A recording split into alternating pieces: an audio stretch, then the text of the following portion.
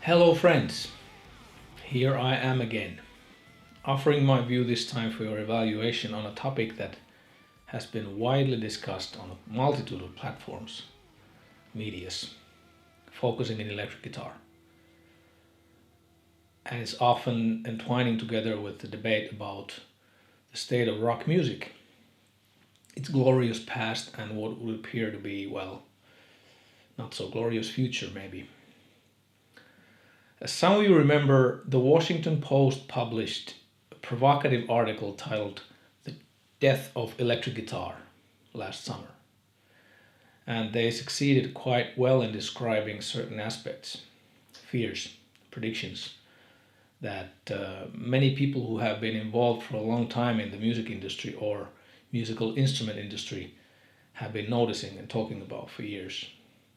And these fears are quite convincingly backed up by statistics. Yeah, playing guitar is a diminishing trend. Has been so for the past 10 years or more. The Digital Music News, another publication, writes in their article about the poor financial state of the Gibson Guitar Corporation that the annual guitar sales on average, not only Gibson but the whole business, has dropped worldwide from approximately 1.5 million units to roughly 1 million units in less than a decade. So rock music, guitar-driven music, doesn't rule the charts anymore. And the average age of guitar buyers is rising by the year. And many seem to predict that one day the buyers might be gone. Rick Beato is a YouTuber with a few 100,000 followers. Yours truly being one of them. Regards to Rick, love what you're doing. Anyways, Rick did recently a video titled "Is Rock Music Dead?" And in this video, Rick gives a pretty thorough overview on the glorious history of rock music and the reasons why the future doesn't seem too bright for rock music. He talks about the different decades and the various movements of rock music that roamed the earth worldwide. The 1970s rock, hard rock, prog rock, and then in the 1980s the rise of metal music, hair metal and all the different varieties that followed, leading to the grunge movement in the 1990s and so on. And on this video Rick asks a question. Where is the current worldwide movement in rock music? He describes we only have these isolated bands and basically nobody super big who is simultaneously a youngster, a new face. I had a similar discussion with JJ French of Twisted Sister during his last visit in Finland. And JJ was asking me, show me one worldwide famous household name guitar hero that is now, at this time we live in, 25 years old or younger. He was talking about Eddie Van Halen kind of big or Eric Clapton big. And the answer is obviously that there is no such young dude around. Worldwide household name guitar hero. Nope. That culture doesn't exist in our time. So JJ was telling me when he was a kid, living in New York, his rock music idols at the time, Hendrix, Grateful Dead, Led Zeppelin, Pink Floyd and so on. These iconic rock gods were all young guys, and yet they were at the peak, at the very climax of their career, worldwide. And as JJ put it, his parents would have never ever listened to that same music. It was the young kids' music, while the parents were rolling their eyes. Yeah, I can relate to JJ. When I was a kid in the early 1980s, the bands I listened to, it was the same thing. Iron Maiden, Van Halen, Scorpions, Metallica, Twisted Sister. They were young guys in their 20s. And my parents more or less despised this music. And when we fast forward to the year 2018, a lot of parents and their kids listen to the same music. Or if not, The rebellion of the youth does not appear to have much to do with the rock music scene. I don't know, maybe the rebels are more into EDM, electronic dance music that is, or hip hop or whatever, something else I don't even know about. And that stuff is also filling up the charts from top to toe. So, where do all these prophecies of doom leave the electric guitar then? Or rock music for that matter? The other day I was driving home and I turned on the radio and there was this, interview going on with a Finnish musician, Pekka Kuusisto, a violinist, composer, conductor, a world famous character on his field. I'm sure you know Pekka Kuusisto in case you're into classical music. So anyways, the interviewer asked Pekka a question. What is music? Where does your music come from? And Pekka's answer was something brilliant. He said something like, I don't really know. It's such a deep subconscious phenomenon, a sphere with so many layers. It's just something that we people do here on Earth. And it speaks on so many levels, emotional, intellectual, social. And he continued, if one day we, the humankind, would encounter aliens from another planet that doesn't have music, and if we'd have to explain to those aliens what music is about, that would be a pretty tough spot. So I turned the radio off. My brain was absolutely buzzing, circling around, the words Pekka had just spoken on the radio, my past discussion with JJ, the Washington Post article, and all the numerous conversations with musicians, guitar maker colleagues, debates on guitar forums and other social media channels. And all the years I've been following my son, who is now 22, making music, playing guitar, practicing mad for years and years, pushing forward with this metal band in this world we now live in, the music business, record business being in the state it is. And so in this whirlwind, intuitive, trance-like state of mind, somehow I started seeing this pattern, a perfectly natural logic. And it felt remarkably calming. I had seen a glimpse, like a vignette, to the future of electric guitar, the future of rock music. So Rick Beato, keep listening. I just might have an answer to your question of the current worldwide rock music movement. But to give you the answer, I have to walk you through the scenery route though, because it's the only way to make my point crystal clear. So bear with me a while longer. As I've learned, studying history often gives us answers when predicting the future, because that's how we people are. We're repeating ourselves over and over, endlessly over generations. We're also hopelessly falling into routines and taking things for granted. I gain a benefit and then I hold on to that benefit like it was written to the stars, carved in stone. I got it once, so now it belongs to me forever and ever. I'll tell you a little story to elaborate on what I mean, if you don't mind. So, around the end of the 19th century, most bigger cities had these armies of hard-working people whose job was to light up the street lights, the gas lights, before the time of electricity. Lamplighters, they were called. So in the evening, they'd light up the gas lights one by one, and in the morning, they'd shut them off one by one, and then, bam, the electricity arrived. And you can imagine what happened. The protests, the lamplighters flooding on the barricades, fighting for their hard-earned position in the society. And now, over 100 years later, while we still might feel sorry and be empathetic to those individuals and their families, it's all too easy to see the big picture. Their profession was doomed. Come on. Okay, people, yay, since you're protesting so hard, we will cancel the electricity and you shall keep your jobs forever and ever. No, that's not how it goes. So in this large scope of an old enough phenomenon, it's pretty easy to see the obvious, right?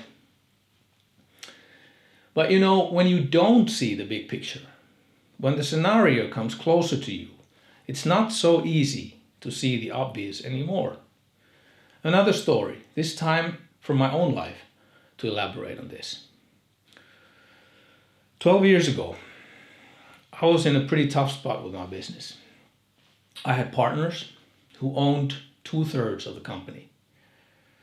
And it had all gone fine for years, but eventually we had arrived to a crossroads where it was either them or me.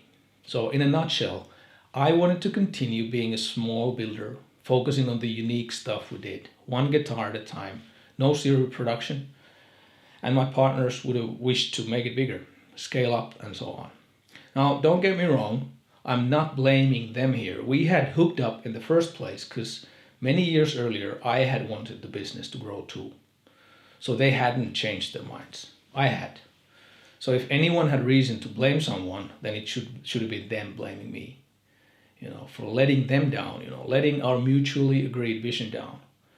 Well, they didn't blame me. But they did want their share if I was to continue without them, which was fair enough. But the problem was that they had invested quite a bit and I didn't have the money. So the banks didn't give me such money either. So I kept on struggling in this situation for over a year, which was totally exhausting. I knew what should be done, but I couldn't find a way how to go about it. And then one day I was driving with Tommy, one of the luthiers in my team, to play soccer with friends, and I was whining about this impossible stalemate situation, or that's the way I felt about it anyways. And then Tommy said, well, you have your house, sell it. And I was like, no way, I've renovated it for 10 years, it's my home, I love the place. And he goes like, the winding sheet, meaning the shroud a corpse is wrapped for burial. The mummies, wrapped into the sheet. So the winding sheet doesn't have pockets. And I was like speechless and started thinking about this, vicious circle of negative energy I had fallen into because of the bad vibe with my company. And I bit my teeth and decided, okay, I'll sell the house. And I sold my old Harley Davidson too. Basically, I sold all I had that was worth anything, except my vinyl record collection. And I go on and call my business partners. Okay, I've sold all I have and I paid off my mortgage. I have so and so much money and I would like to buy you out. I'll send all the money to you guys, take it or leave it. Well, they took it. To this day, I don't really know if they got too little, too much. I don't know. They got all I had, and I guess it was somewhere in the ballpark since we're still good friends. Well, anyways, Emma and I moved into this little rental apartment, and life moved on. House, gone. Money, gone. But life moved on. And the business, I tell you, it was one of the best decisions in my whole life to let go of that house. I gained so much positive energy from solving that mess. And so much good stuff has followed that it's unreal. Have you heard about how you can catch apes easily? You put a banana to a little cage that has a hole just about big enough so the ape can slip his hand in, but when it grabs the banana, the hand won't come out. Now guess if the ape drops banana and retreats. No. Not even when the evil man comes closer and imprisons the ape for life. No. It's my banana! It's my banana! Or no, it's my house, it's my house. See what I mean? It's the same thing. Sometimes It's just better to let go of the old and take the leap to the unknown. Yeah, I know it's scary to not know what comes next, but that's okay. That's okay. Because that's how all the coolest stuff happens. Stepping outside the comfort zone, turning around the corner and finding a new path. After the leap, I promise it is only the fear that dies, not you. Yeah, that's the story of us, the humankind. Absolutely valid, both in wide and narrow scope. Whole civilizations, first evolving and rising to power, they operate in what could be called the creative mode. And then eventually, after reaching the pinnacle of its success, the civilization becomes stiff, inflexible, focusing rather to preserving, conserving, embalming, rather than evolving. And the creative mode shifts into preservation mode, which leads inevitably to corruption, decay, and eventually the destruction of the culture. Read the history books, it's all there. Hundreds of versions in different times, different places, different scales, but the story is always the same. The other day I was taking my 6-year-old son to preschool. I was driving my old van and he asked, "Daddy, why don't we have an electric car? Why do we drive a car that smokes and that is not good for the environment? My teacher says this kind of cars pollute the Mother Earth." There you go. The future in a nutshell. My son knows, even though he's only 6 years old. And yet we have witnessed the traditional car manufacturers, Volkswagen and others, going to embarrassing lengths in order to preserve, conserve, to embalm their business, their glorious past, the diesel engine. And then waltzes in a new player, Elon Musk, riding his magical stallion, the Tesla. He doesn't have the baggage of the past on his shoulders. He's flexible, he's creative, he's fearless, like people are in the creative mode. He decides to change the rules of the game altogether. Boom. Panic, SOS mode, the preservation mode. It makes you do funny things. Holding on to the past, preserving a mechanism that once was great. Just like the house I didn't want to sell and that imprisoned me. Until I let it go. And miraculously life became better than before. Or those poor chaps, the gas lamplighters, standing on the barricades in panic, protesting against the invasion of electricity. "It's my job, mine, don't take it away." Okay, the scenery route is over. So what does any of what I've talked about has to do with the future of electric guitar, the future of rock music? Well, let's see. I'll look at the big picture. How long has rock music existed in the first place? How long has the electric guitar existed? Record industry. Guitar heroism. Let's wind back in time 100 years and look at what was going on. The class society with its upper class aristocrats, ruling families, religious hierarchs. The middle class with its academics, doctors, lawyers, down to the working class, the proletariat. Below the working class there were the prostitutes, the beggars, and, that's right, bingo, below the beggars and homeless people, musicians. There was no such thing as record industry around. The majority of musicians, artists playing music, were the poorest of the poor people. And then the future happened. The music business as we know was born.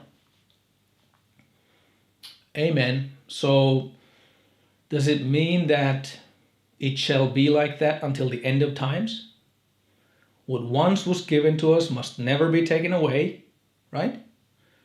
Wrong. Sorry. Who has ever promised that the heyday of music business continues forever once it reaches its pinnacle? Sorry, nobody has promised. Just like nobody promised me I can keep my house forever, or that the lamplighters can keep their jobs, or Volkswagen can keep their diesel. You know, we had this ruling mechanism in the music business for many decades. Record companies, the kings of the hill. This mechanism defined who succeeded and who didn't. You, the artist, got signed, or you didn't. A lot of money was made, a lot of stars were created, and those were the happy times in many ways for a lot of people. Very influential times that have left so many of us craving for the good old times. I want the 1980s back. Well, no, I don't, actually, but you know what I mean. And then came creeping in the internet. And just like in countless other small or big stories of mankind, the old kings of the hill froze. They panicked. They started to protect what was theirs. But the inevitable, the future, kept marching in no matter what. And then eventually, after a few years of acceleration, the internet finally hit like a tsunami. And the old structure started crumbling down. So tell me, can you see what we're looking at here? Did the world fall into darkness together with the gas lamplighters? No. The world became a brighter place, literally. Just like my life didn't end when letting go of my beloved old house. My life became just better. And so it is also with music. Music business, record business, those are ways of making money, but they're not equal to the essence of music. We're looking at the death of an old format, an old structure. And the big picture tells us a different story. The music itself is by no means dying. Music business was and is made of money, but music, deep down, music has nothing to do with money. Music, just like Pekka Kuusisto tried to describe in that radio interview I listened to, music is something we, the human beings, do. It's a fundamental part of human experience, initiating from the primitive rhythms and chants back in the prehistoric times and fast forwarding to modern times, expanding to all possible directions in all imaginable ways. More. Okay. But if rock music is not dead, where is it then? Look around, it's everywhere. And it's very, very alive. It's online and it's all within everybody's grasp. A global phenomenon, to say the least. But the problem is that it's not within the grasp of the good old music business like it used to be. It's not household the same way it used to be. In the 1980s we had Eddie Van Halen and everybody knew who he was, a superstar. Well, fast forwarding 2018 and we have 10,000 Eddie Van Halens of the modern age. They're scattered around the web, none of them a household name, but at the same time, each of these modern time guitar gods might have tens of thousands, up to hundreds of thousands of followers within their specific genre.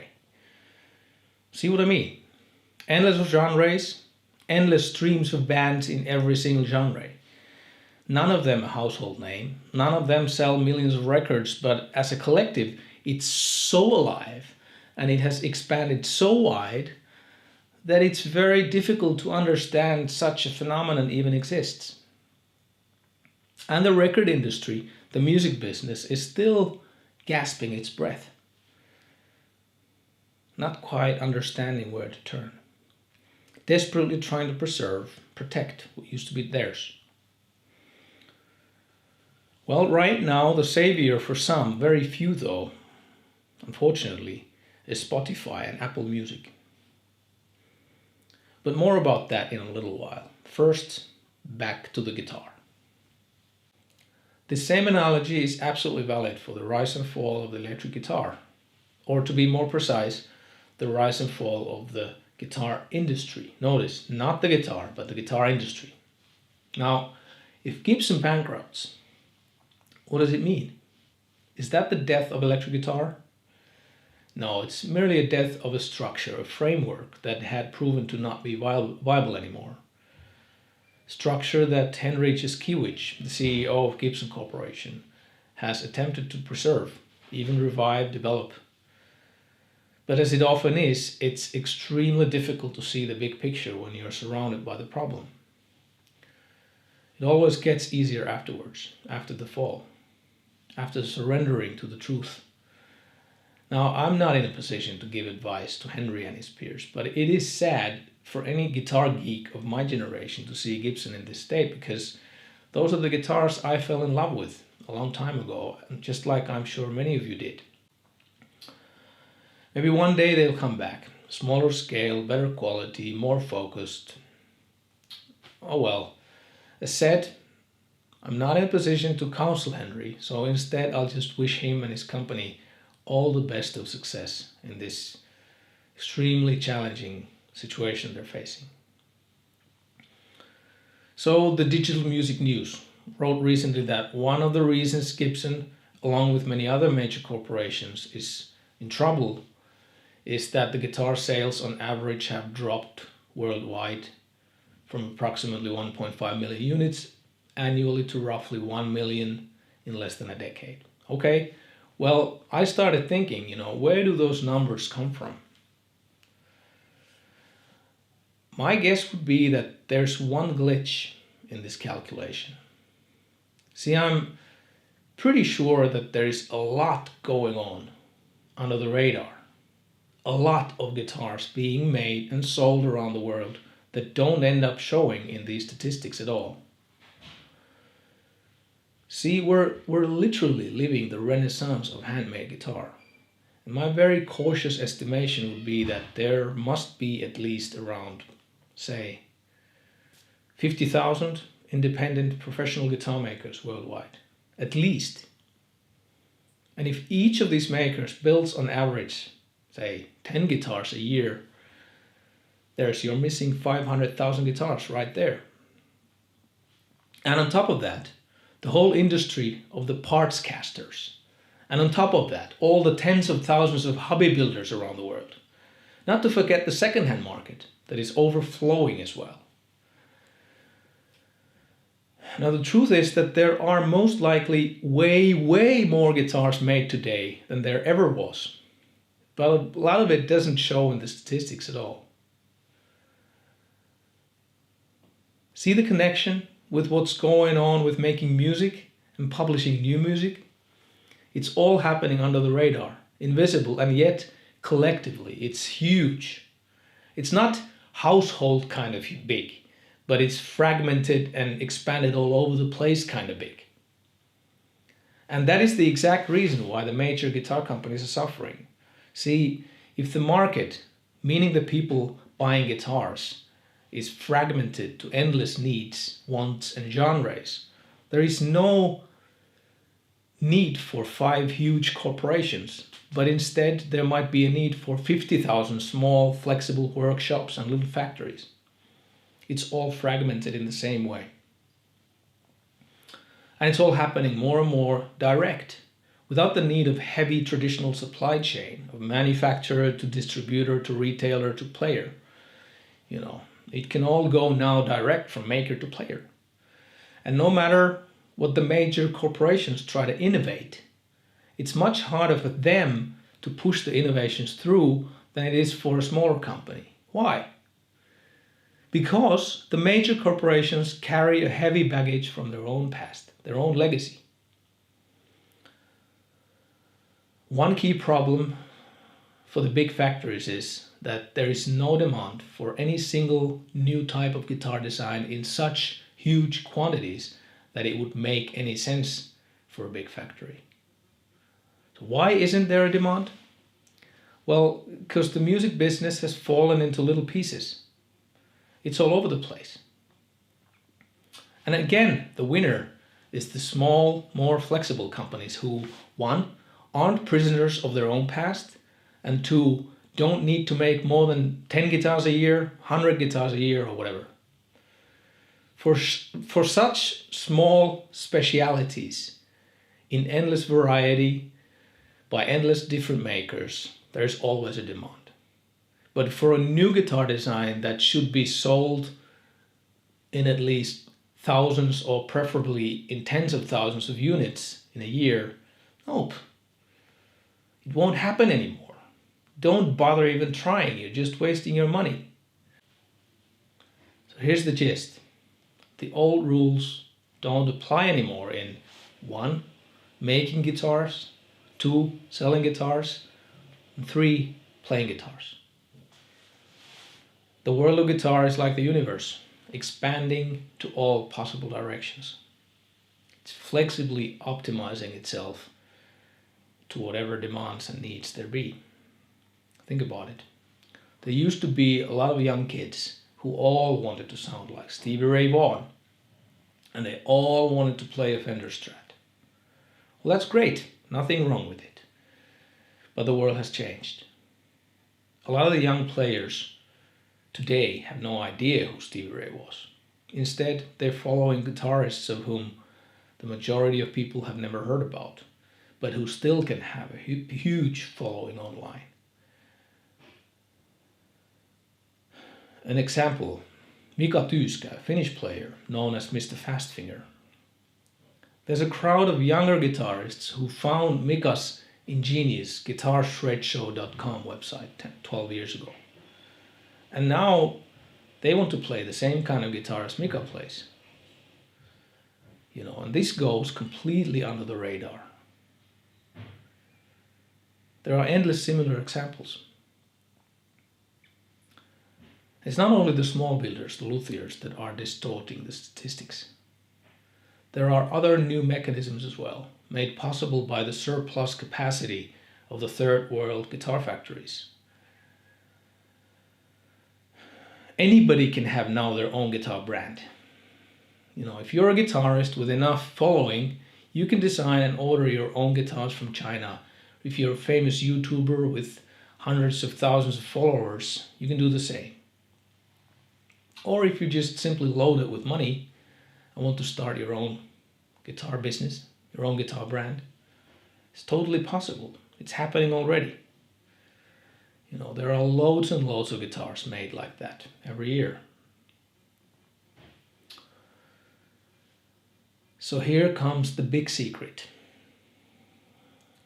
There's all the reason in the world for the major guitar industry to panic, because this is the future. Welcome. It's not a passing storm. If you thought it is, think again. Look around.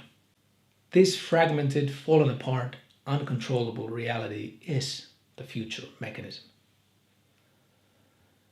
It is a system that is extremely difficult, if not impossible, to grasp if the industrial players don't change their own approach in a profound way. And the same applies, of course, to the music industry. There's an endless stream of artists who don't want a record company anymore. They don't want a distributor. They don't want a manager. Nothing. See, for them, the world is right here, within their own grasp. And the big streaming services, Spotify, Apple Music, and the others, they could have been the next better mechanism, so the musicians could continue making their living, making music, publishing new music. But unfortunately, they've been shackled to the old dinosaurs, the megalomaniac record companies that are desperate to stay afloat. SOS strategies, big time. And that has made Spotify blind to the fact that the future is the fragmentation and that they should support it. I mean, currently most bands, artists on Spotify, they don't get paid hardly anything. whereas most of the money floods to the pockets of the very big record companies and their best-selling artists. So when I listen to my favorite prog metal bands like Ultra Mayhem, an unbelievable band, crazy, check it out. I mean, it's unreal what you can do these days with literally no budget in your own garage. So when I listen to Ultra Mayhem on Spotify, the money goes to Justin Bieber. Come on, that's not fair. And so it's easy to see that while this mechanism does work now temporarily, but with such absolutely unfair distribution of income they practice, it's only a matter of time that many enough artists will abandon the ship. Independent new channels will come. And the variety of content in Spotify and their peers will collapse. And then in a while it will be bye-bye Spotify, No interesting content, no audience.